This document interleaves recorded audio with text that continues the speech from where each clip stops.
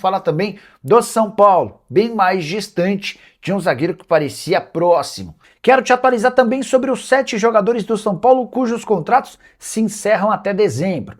Tem últimas de mercado, bastidores, finanças e muito mais. Fala aí pessoal, sou Jorge Nicola, bem-vindos a mais um vídeo do canal, sempre bom ter vocês por aqui. Sem perder tempo, pedir para deixar like, se inscrever no canal e ativar as notificações. Já vamos para as notícias. E Domingos Duarte está mais distante do São Paulo. Fui o primeiro a contar para vocês que o zagueiro português de 31 anos de idade interessava. Tratativas começaram há mais de uma semana, mas esfriaram durante o último fim de semana porque o São Paulo e o Domingos Duarte não conseguiram chegar a um acordo financeiro. O tricolor apresentou um número e esperava que o Domingos Duarte aceitasse.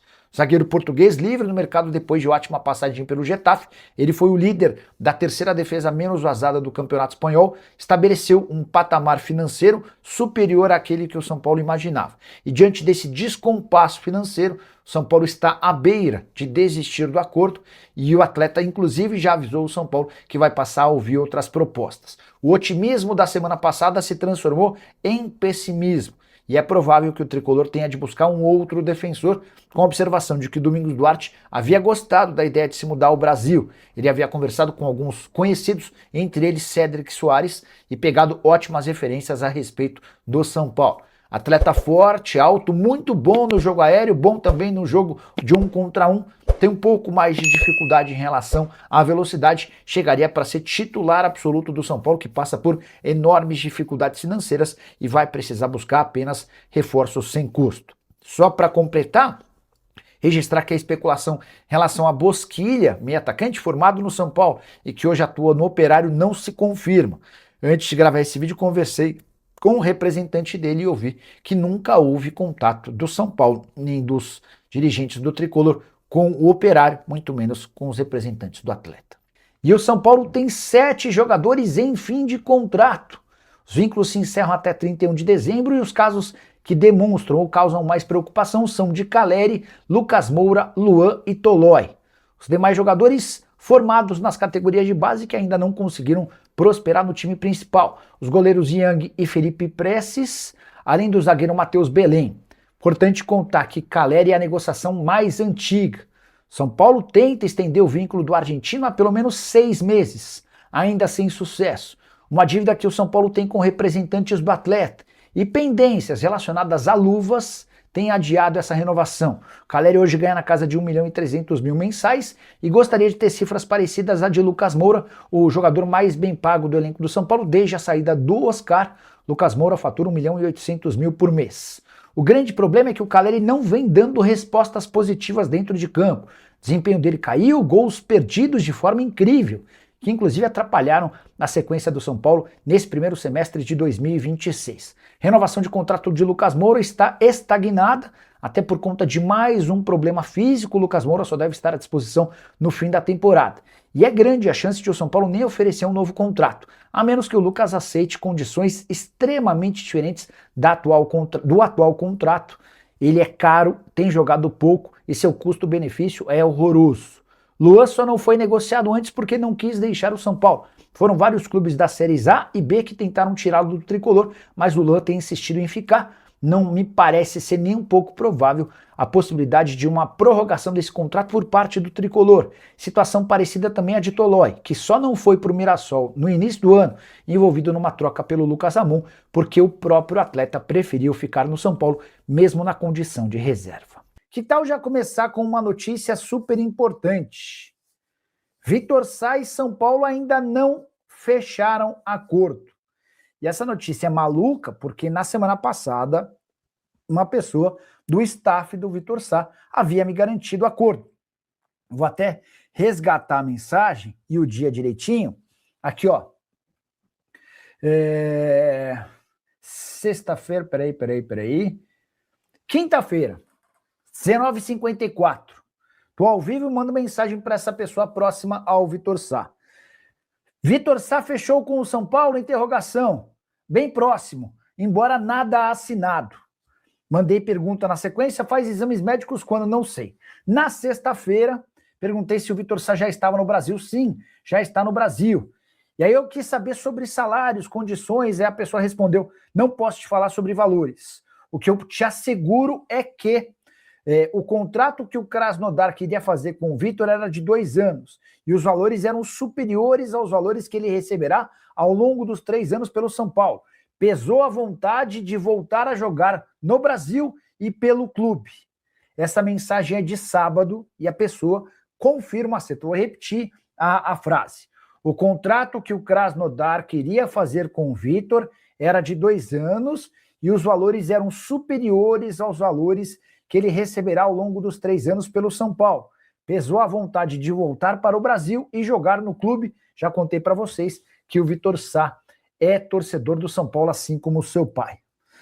Boa noite, tudo na paz. Passando para saber o que ainda emperra o acordo com o São Paulo. Bora tentar atualizar para vocês. Cara, vou falar uma coisa. Nada é mais difícil do que torcer para a Portuguesa, né? Isso é muito claro, isso é muito óbvio, né?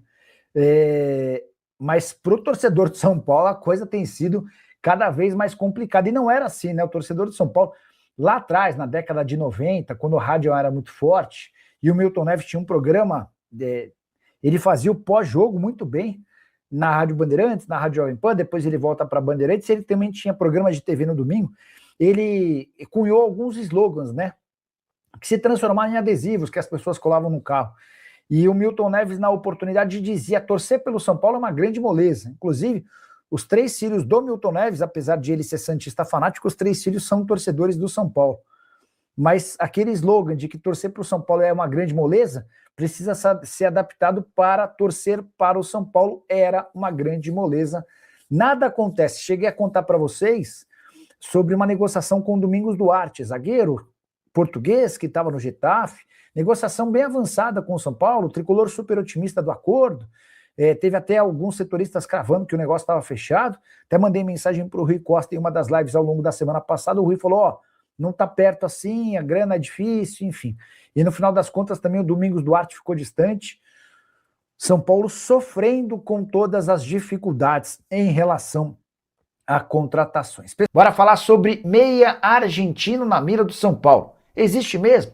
Você, São Paulino, deve ter se deparado nas redes sociais com a especulação de que o tricolor tem conversas avançadas com o meia argentino. O nome teria sido mantido em sigilo para não atrapalhar as negociações. Muitos São Paulinos, durante a minha live nesse domingo, perguntaram quem é esse argentino, se ele está perto de ser contratado. Importante contar que a especulação afirma ser um jogador para substituir o Oscar, que deixou o São Paulo depois de se aposentar. O tricolor nunca mais conseguiu ter um meia, um camisa 10 cerebral que pensa o jogo. O Cauli até foi contratado do Bahia, mas não tem conseguido ser útil como se imaginava. Importante contar que perguntei para um dirigente do São Paulo a respeito dessa eventual negociação.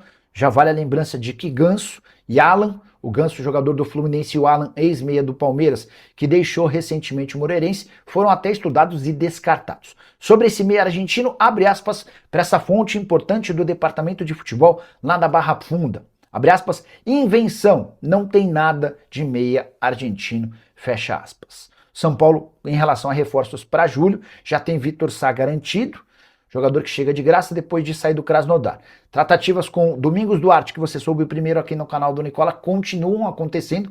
O fato de não ter muito dinheiro para investir não permite que o São Paulo seja rápido como gostaria.